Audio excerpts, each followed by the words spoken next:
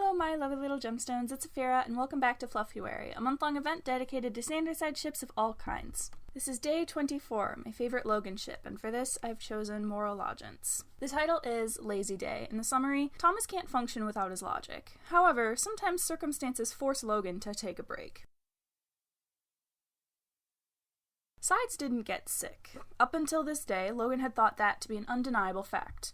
But he couldn't argue with the current facts, which were that he had woken up with a splitting headache, sore throat, stuffy nose, and a body temperature that was several degrees higher than the expected range. At least, that's what the thermometer was telling him, but he didn't feel like he was any warmer than normal. In fact, he was almost positive it was malfunctioning, because he was shivering uncontrollably. However, sick or not, Thomas couldn't afford for him to not do his job.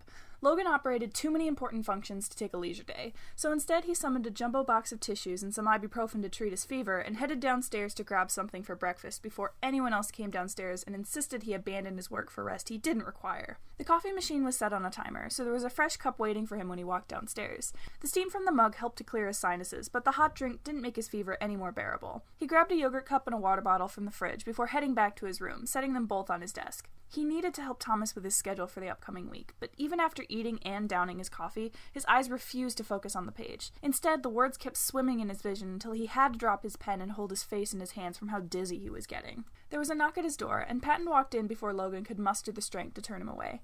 "Hey, Lo, I was looking for something. Do you know where... are you okay?" Logan didn't move, hoping that Patton wouldn't come too close. "I'm fine. Just a little headache.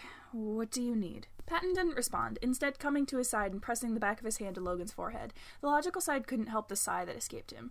Patton's hand was so warm. "Logan, you're burning up." "It's just a slight fever. I'm perfectly fine. Thomas can't afford for me to stop working," Logan argued, but Patton started brushing his hair back with his fingers and he crumpled slightly. It wasn't fair. His boyfriend knew him too well. "Logan," Patton murmured softly, "don't you think Thomas would want you to take care of yourself?" Come here. Why don't we get you back into bed?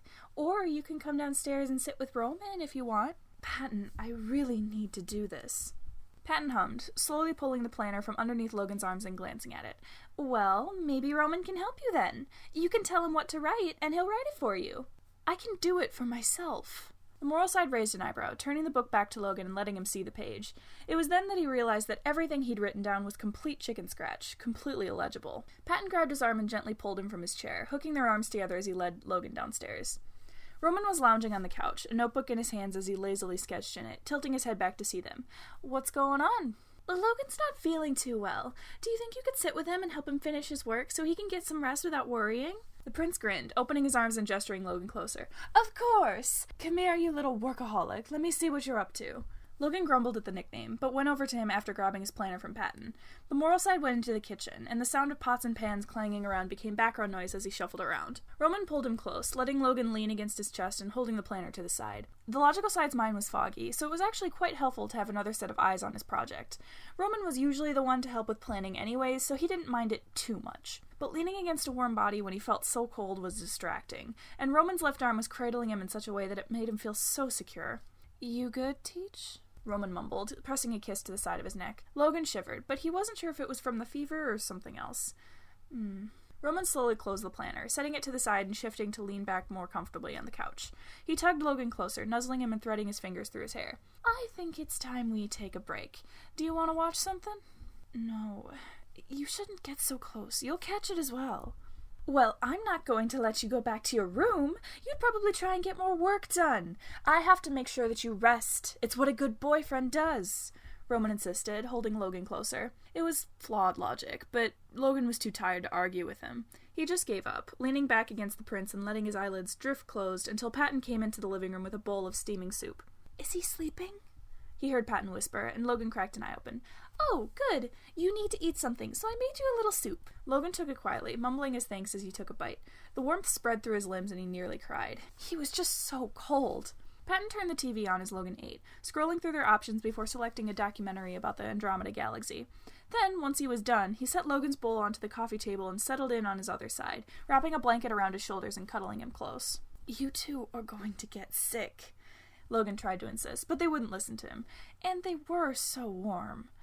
He didn't get far into the documentary, falling asleep within the first 10 minutes. When he woke, he was back in his room and it was dark, indicating he had slept through the entire day. Roman must have carried him back to his bed at some point, and Patton had probably tucked him in. There were extra blankets on his bed, and some medicine on his nightstand with a glass of water.